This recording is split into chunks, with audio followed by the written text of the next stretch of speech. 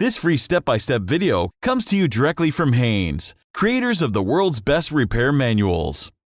Fix your car or truck the right way with our accurate and reliable information at your side. You can complete more than 200 jobs on this vehicle when you purchase the complete online manual at Haynes.com.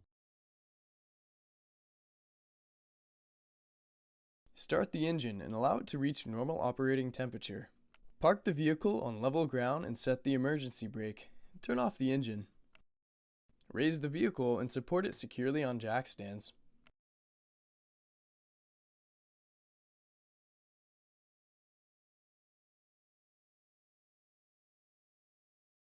Being careful not to touch the hot engine and exhaust components, place the drain pan under the oil drain plug and remove the plug.